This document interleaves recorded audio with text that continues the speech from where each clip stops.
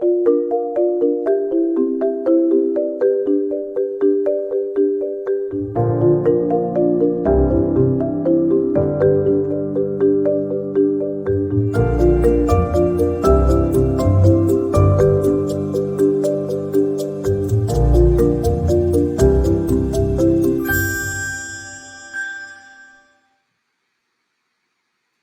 afternoon.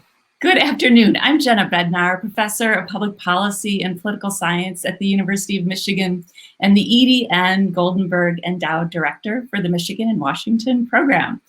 On behalf of Dean Michael Barr, who's watching here with us today, and the faculty and students of the Ford School, it is a great pleasure to welcome all of you to this Policy Talks at the Ford School event with Secretaries of State Jocelyn Benson of Michigan and Frank LaRose of Ohio.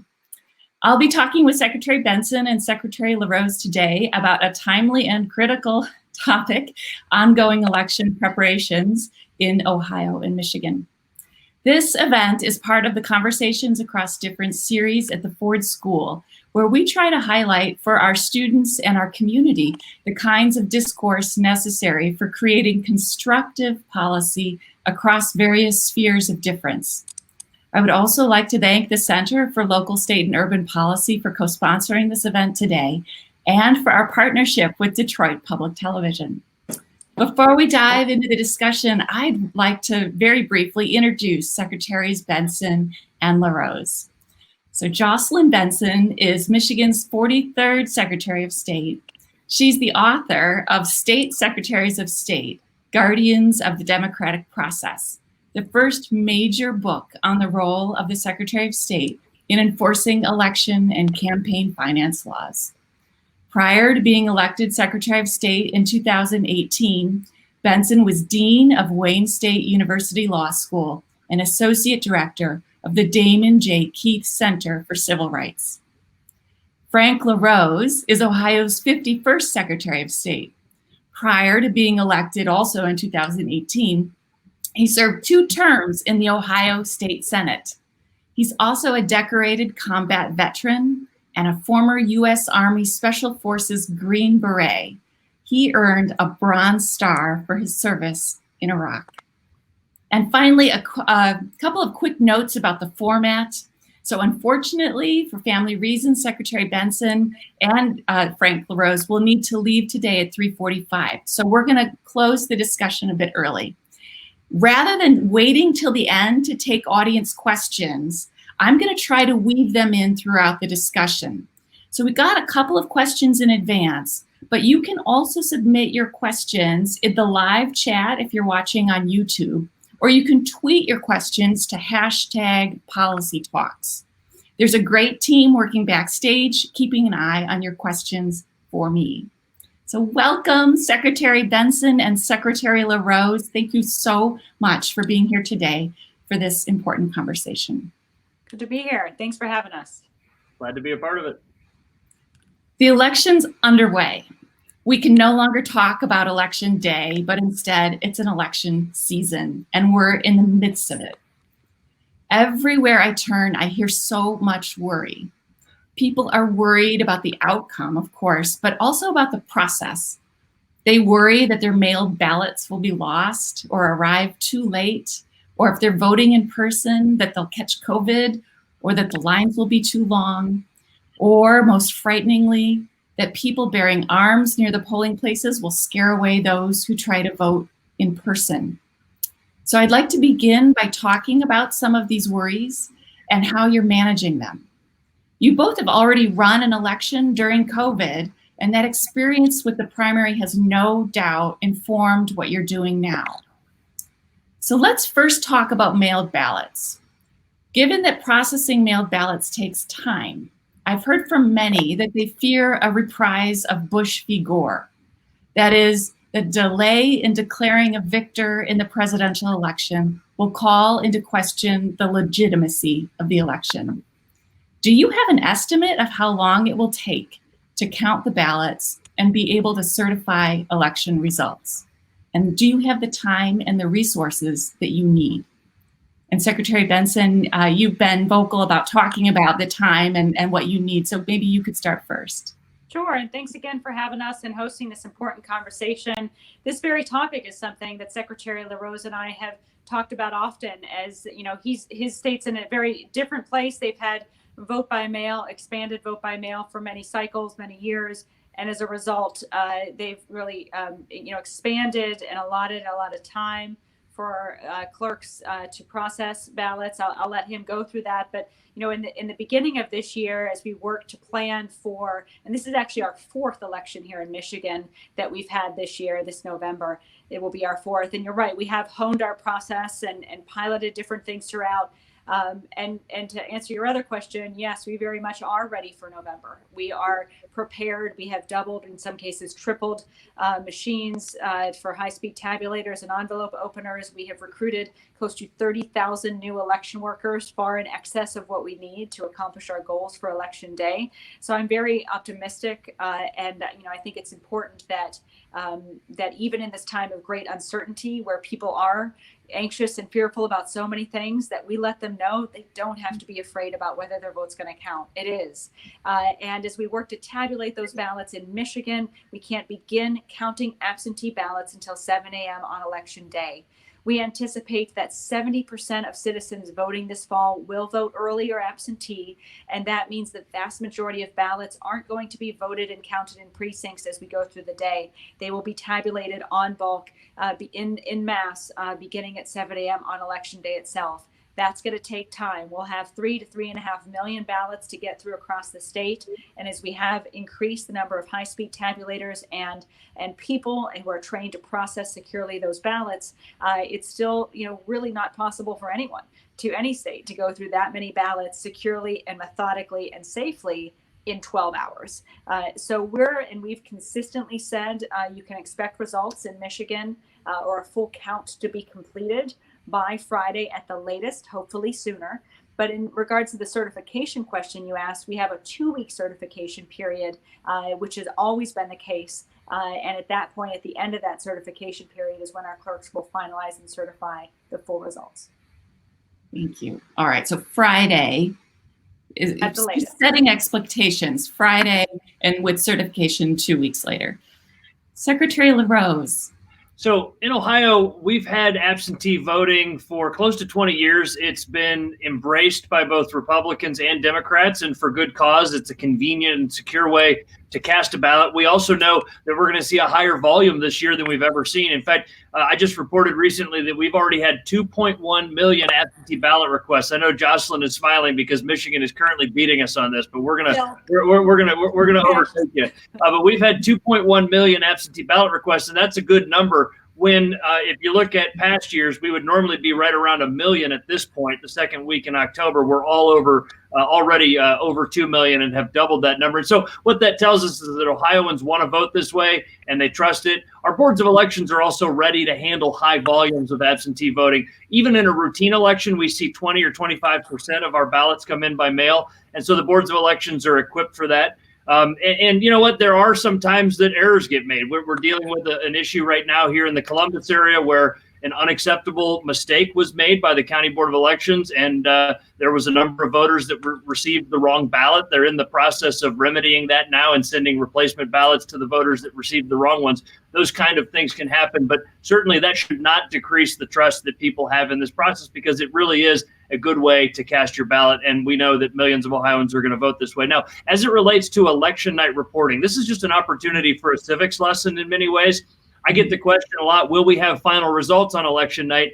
And the honest answer is we never have final results on election night in any election. It's just not the way that elections work. On election night, we report the unofficial results. And that's normally in the past been conclusive enough that people can look at those unofficial results and make a prediction about what the final tabulation is going to be, but it's never the final story. And one of the reasons is because in Ohio, our absentee ballots can continue arriving at boards of elections for 10 days. As long as it's postmarked by Monday, November 2nd, the Board of Elections can receive it up to 10 days later, and it will count as that part of that official tally of ballots that we certify just about 3 weeks after the election here in Ohio. Now, here's something that we're doing in order to be fully transparent on this. This is something that I think other states should look at as well. And this is making sure that people are armed with the full set of data on election night. And that could go, by the way, into Wednesday morning for us. We're able to process absentee ballots as soon as they come in. And so that means today, as we speak, boards of elections are receiving absentee ballots.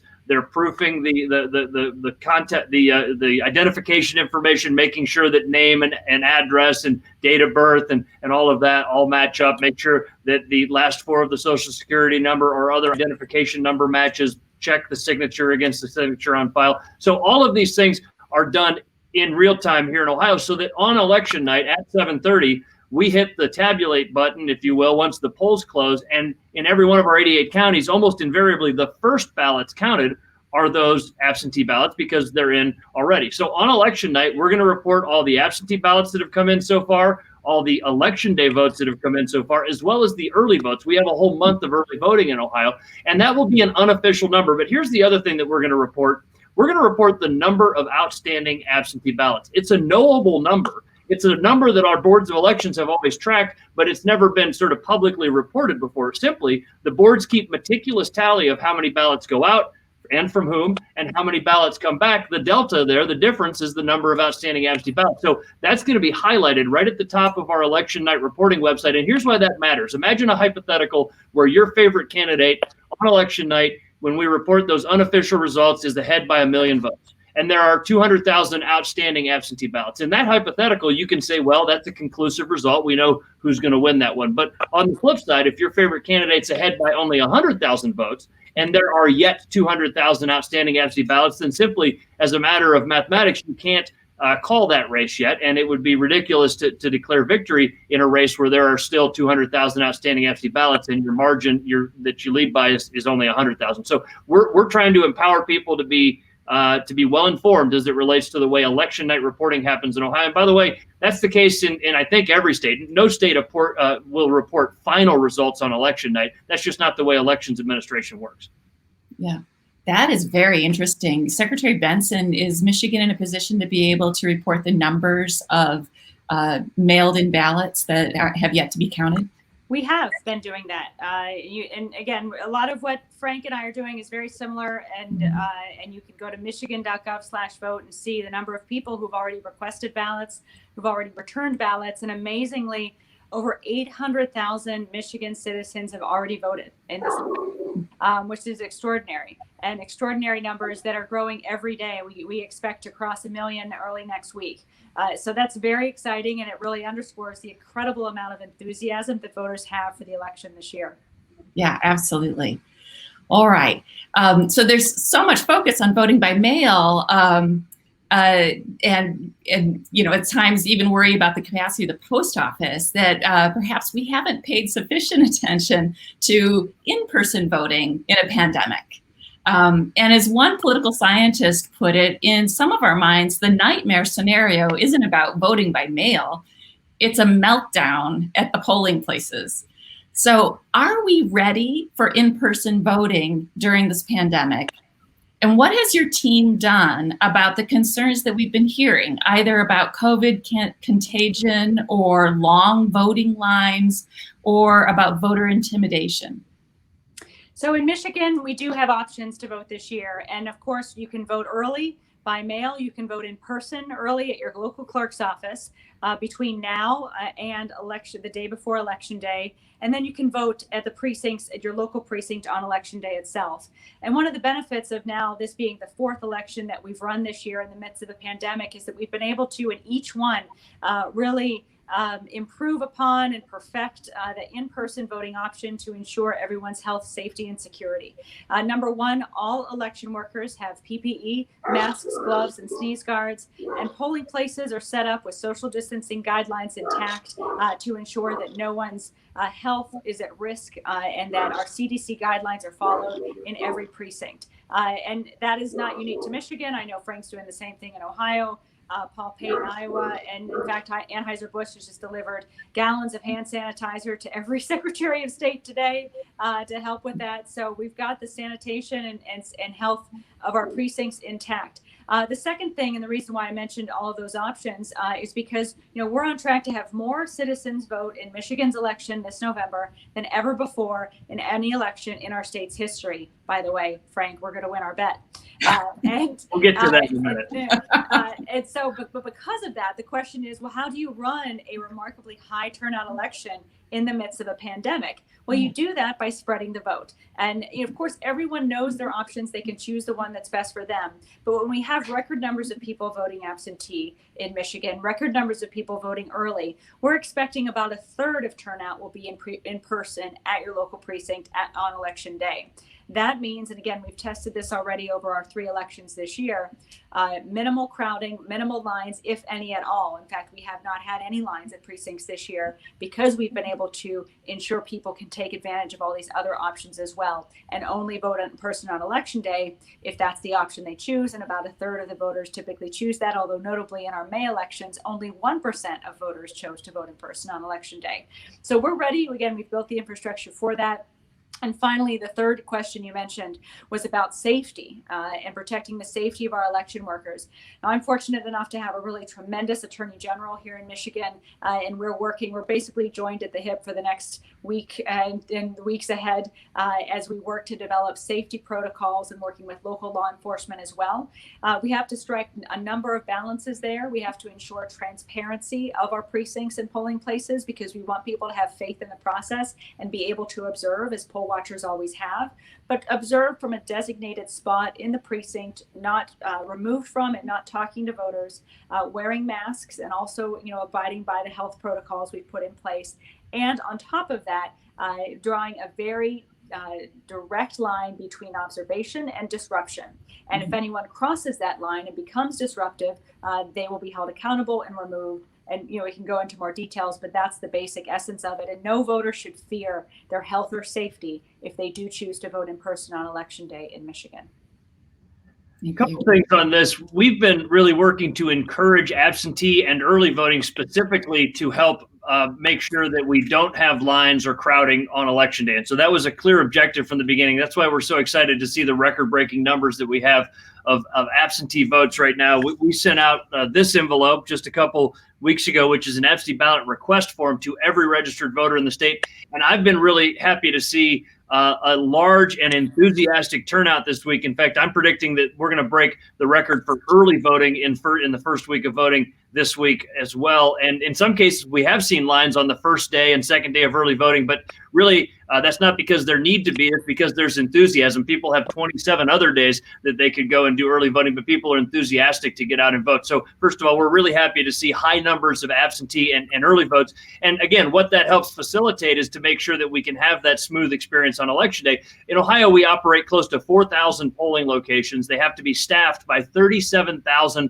election day volunteers. And so one of our main thrusts has been recruiting not only those 37,000 that it takes to open the polls, but an additional number. We've actually been aiming for 55,000 poll workers, and we just went over 50,000. So we're going to get there. And that makes sure that we have that reserve force trained and ready to go in case we need to call them in on Tuesday, November 3rd, in case there are folks that don't come to work, for example. As it relates to the health scenario, we've been very clear, and I've been very clear. If you feel comfortable going to the grocery store, you should feel comfortable coming to your polling location. And that's because we've instituted a 61-point checklist. And maybe this is my military background, but I'm a big fan of checklists. I like to take a complex set of tasks and put it into a sort of well-organized checklist.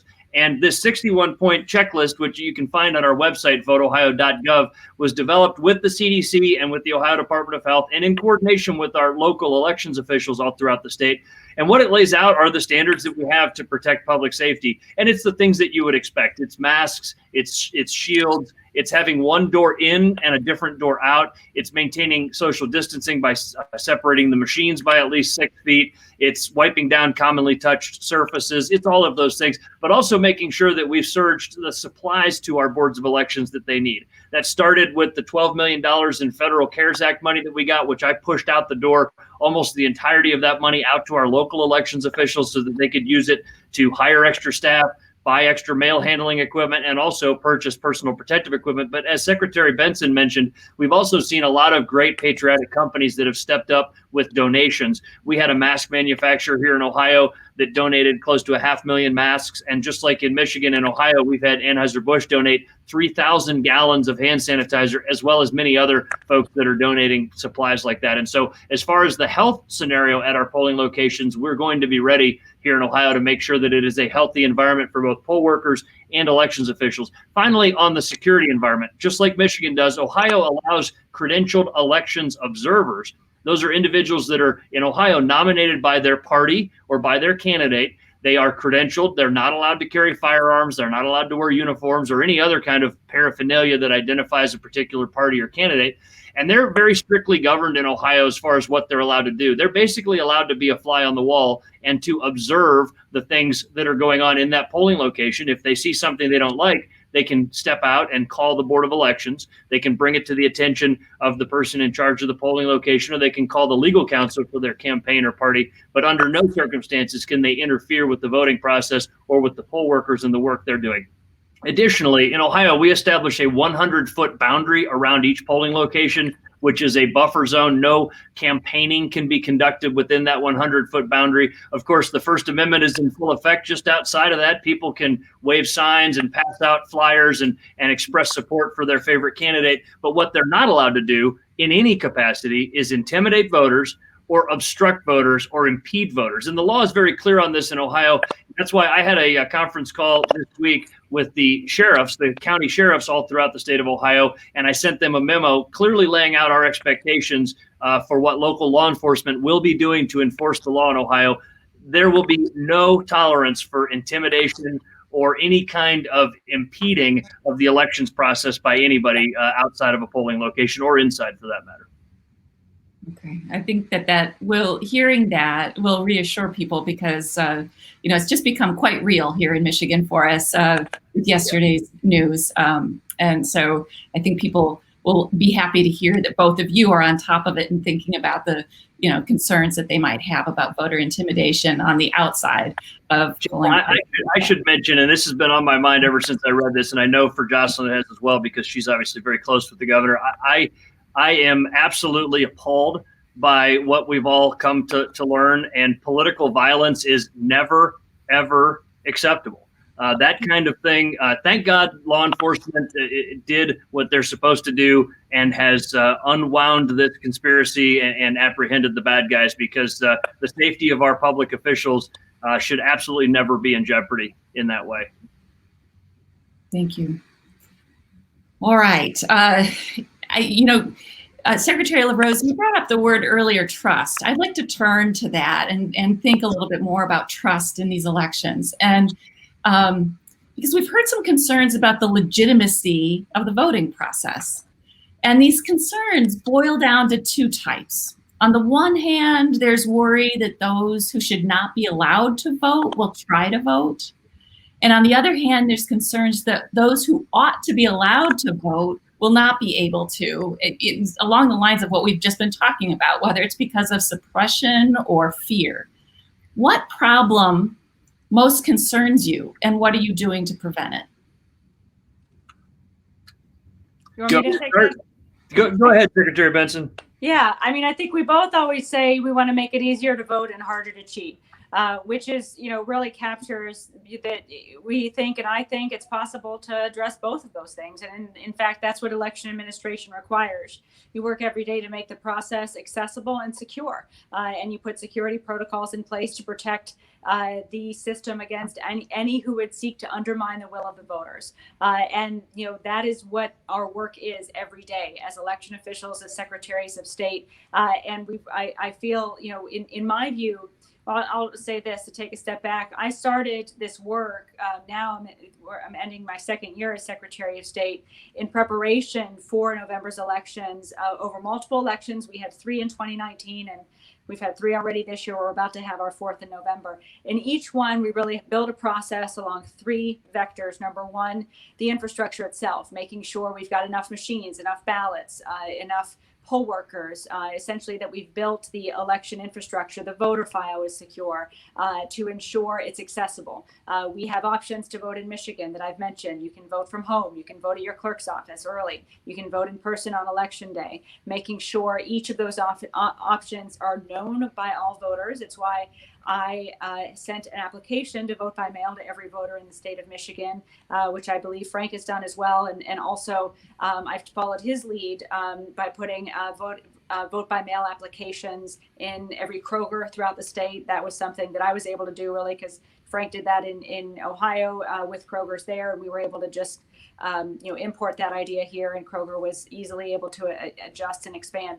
So my point is I've worked to educate voters and build a system that works. And then the second vector is voter education, making sure voters know about all these options. And the success of those two first vectors really depends on the third, which is misinformation. And will voters actually know about the system or the election security aspect of undermining the infrastructure that we've built? So with that in mind, I'm proud that we built an infrastructure to ensure that every vote cast will be counted securely, that will catch fraud if it happens, and it happens rarely, but when it does, we catch it and we prosecute it.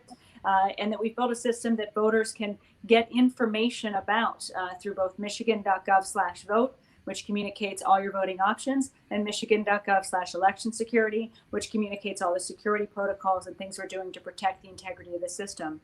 But that third vector, the one of misinformation and false information, and really any information that is inaccurate and designed to sow seeds of doubt amongst our voters about the truth and integrity of our elections process, that's the vector that's the hardest and really where I'm focused right now on, so that we can ensure come election day, voters not only have an infrastructure that works and are educated on how to vote, but also that they are confident that their vote will count based on their knowledge of accurate information that has been given to them and provided to them in light of the inaccurate or misinformation that others may try to infiltrate into the system. I just want to build on what Secretary Benson said, because she's right that elections are very well run in states like Michigan and Ohio. The infrastructure, the security, the people involved, the very bipartisan oversight of elections administration that occurs, the fact that we've put into place great cybersecurity protocols. I know in Michigan and also in Ohio, that's been a big focus. And so it's a matter of, again, making sure that people have that accurate information and know that they can trust elections. And again, this is to me something that's really fundamental to our way of life. I mean, the idea that the only legitimacy that any elected official has comes from the consent of the governed is a well-accepted principle. If you don't have the consent of the governed, you're just a person with flags and a seal. You have no legitimacy or power to actually govern. The only way that we really establish that legitimacy, that consent of the governed, is through a free and fair election that everybody knows can be trustworthy and honest. And so that's where that combating disinformation is so important. And here's where it doesn't just come from foreign disinformation. That is a very troubling thing that we work to combat. It is real, and it's something that we take very seriously in Ohio. Foreign disinformation is ugly and it won't be tolerated, but it also comes from partisans on both sides that want to, as I say, push the hyperbole button over and over again because it excites people. It elicits a response. It makes people want to come to a rally or push the button on the website to donate money or whatever the thing is. And that's, I guess, good news that we're still really emotional about voting rights. We still really care deeply about this. But politicians do a disservice when they constantly push that hyperbole button. When folks on the right claim that there's widespread rampant voter fraud, it's not true, and they shouldn't say that. Likewise, when people on the left claim that it's hard to vote because there's widespread rampant voter suppression, I would also submit that that's not true, and people shouldn't say that. Let's be honest, neither of those are ever tolerable. You can't tolerate fraud in any form, and you can't tolerate suppression in any form, and you should put smart policies in place and carry out the laws of your state to prevent either of those ugly things from ever happening. But here's the net result. When politicians over here say there's all this fraud, so you can't trust the result, and when politicians over here say there's all this suppression, so it's hard to vote, when neither one is true, the net result is it makes the average person say, why the heck would I want to participate in a system like that? I'm going to sit it out. That's what really bothers me, and that's why I want to make sure that we're getting accurate information out there, pushing back on disinformation, and being that trusted source for our state, along with our local elections officials, to make sure people know your vote really will count. It really is easy to vote in our state, and you should participate. Oh, thank you. I mean, as a social scientist, we think of these in terms of type 1 versus type 2 errors. That is, to make an analogy to criminal law. In the one case, the standards of evidence are too lax, you convict the innocent. In the other case, the standards are too strict, you let the guilty go free.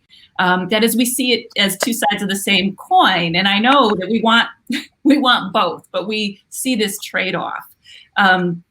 And when you focus on one, you make a sacrifice in the other. So how are you working to ensure that the measures that you put in place don't inadvertently exacerbate the other problem? And maybe Secretary LaRose, if I might put this question to you that came through.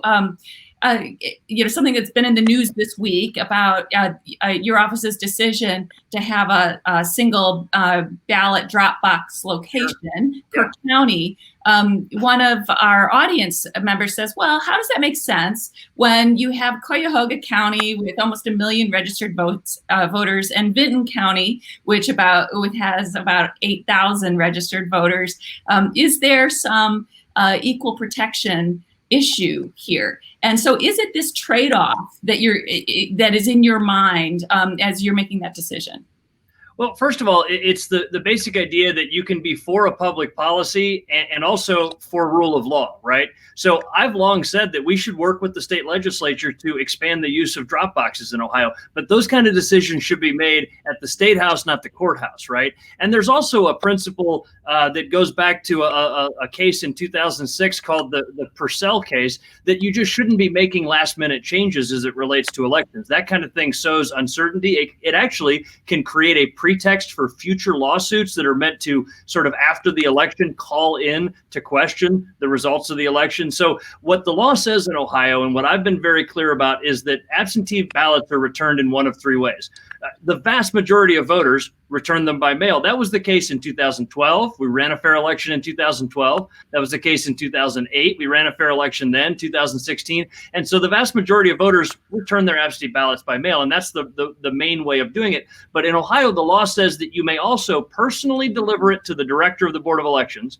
And then the law also says you may have a family member personally deliver it to the director of the Board of Elections. And those who drafted that legislation from long ago, it actually ends with the words, ballots may be transmitted through no other means. They actually restated it at the end of that code section. And so for me to just sort of say, hey, let's put them everywhere and see how it goes would be deeply irresponsible. And by the way, a last minute change in the way that we administer elections. We've already started early voting here in the state of Ohio for 4 days now. As you can see by the countdown clock behind me, 24 days and 15 hours until election day comes. The time for making those kind of changes has passed. And here's where it's a little bit disingenuous by some of those litigants. Where were you 6 months ago when we could have actually worked in the state legislature to get something done? Instead of filing an 11th hour lawsuit, why not let's work to get some actual changes made in the legislature? And I've already talked with our Senate president and our House Speaker about doing just that next year. I appreciate that. And thank you very much for addressing it. I have a couple of very quick questions. I'm so sorry that we're running out of time because I feel like I could go on for hours. This is so important. So here's a quick one for you both. Why is the Secretary of State a partisan position? You both have professional backgrounds that are very nonpartisan, right? Secretary Benson, you were dean of a law school. Secretary LaRose, you're a decorated veteran, right? Nonpartisan. Why is this position partisan? And would the electoral process be better served if the elections to Secretary of State were run with absent party affiliation? Well, interestingly, I think this is a really important question. And you also have this question of how do we choose our secretaries of state? Should they be appointed by the governor? Should it be a board of elections like you have in Wisconsin, an appointed governor's position like in Florida and Pennsylvania, or elected position like you have in Michigan and Ohio? And when I actually wrote about this issue in my book, and this gets, Professor, back to your previous point about, can you have can you both make it easier to vote and harder to cheat? I actually define nonpartisan election administration which I think can be pursued by an elected Democrat or Republican Secretary of State through that vector, that every time you do something to expand access to the vote, you are correspondingly also doing something at the same time to increase the security of the process. And that is, it's a good public policy move, and you make data-driven decisions in that vein. But when you look at secretaries of state and try to evaluate those who seek to have a nonpartisan approach to this office, as we have, it's secretaries who strike that balance, as many of our colleagues have worked to do, and then also make data-driven decisions and steer clear of partisan agendas and political approaches to things. It's not easy to survive in a political ecosystem where we do have to get elected through a partisan process when you're simply just trying to do your jobs as a professional. But I found, in my view, the person really, and if you have the nonpartisan background that you just spoke about, it's the person who occupies the position that can ultimately define it as nonpartisan, even if they're elected through a partisan process. And that's what I've tried to do. I know Secretary LaRose has worked in that end as well. I agree with Secretary Benson that it is the person who holds the office, not the letter that comes after their name, that really matters. When we take this oath of office, we aren't wearing a red jersey or a blue jersey. We effectively put on the referee stripes. And I think that really around the country, we've got a lot of very good secretaries of state and other chief elections officials, even those that are elected very clearly on a partisan ticket, who do the job in a very nonpartisan way. And there are a few exceptions here and there, but it really genuinely is one that most secretaries carry out in a truly right down the middle manner.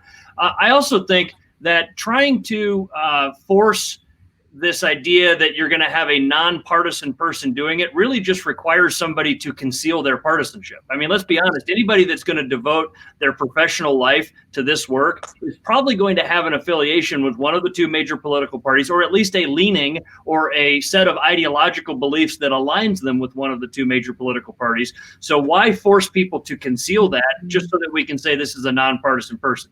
You can elect a principled Republican or a principled Democrat to do this job and to do it well. And I think that Jocelyn and I have found a good balance on that, in that we've done some work together to make sure that people in our state know that she's a Democrat from Michigan and I'm a Republican from Ohio. You would think that the two of us could never agree on anything based on that, but we actually have a great partnership on the fact that the work that we do is not about partisanship in any way. And the commitment that we've both made to not endorse candidates, for example, not to speak at rallies, that kind of thing. I think that's important in that regard as well.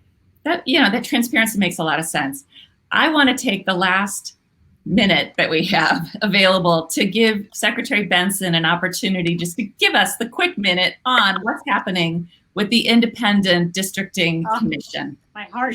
Yeah, I mean, go to MichiganRedistricting.org to find out everything that's happening. But essentially, we are deep now in the third phase and the final phase of that process. We have, through a selection process that was random and went through nearly 10,000 applicants, selected 13 commissioners who have now begun the process of educating themselves and building out the commission, learning everything they need to do to, once that census data is available next year, draw the next generation of districts in our state. We can come back and, actually Secretary LaRose can both talk about redistricting in our states as well. But I can say I have enormous confidence in this commission and their members because each one of them, regardless of their party affiliation, is truly just committed to ensuring independent, fair districting that's citizen-led. And we're going to have a transparent process. And again, I encourage everyone to go to MichiganRedistricting.org to stay in touch and get abreast of the process because we will need your input. They will need your input, submitting maps, submitting suggestions, drawing your community in what district you'd like to be in. And they'll take that data and that voter input and draw, I believe, very fair and competitive maps throughout our state. I am very excited to hear about that work. I'll go and read. I'll send my students there as well. And I think probably we're going to need to, you both have so much work to do over the next couple of weeks on our behalf, which we're so grateful for. And maybe after the election at some point, we can bring you both back to Ford to talk some more about some of these topics and about your project on restoring civility, which I am deeply interested in. But anyway, thank you both very, very much for an engaging and important conversation, and to our audience who submitted such interesting questions. I'd like to say to you all, please stay tuned to our website and social media pages for more information about upcoming virtual events at the Ford School. And please be sure to vote. Thank you, everyone. Awesome. Thank you. Bye. Bye. Have a good weekend, guys.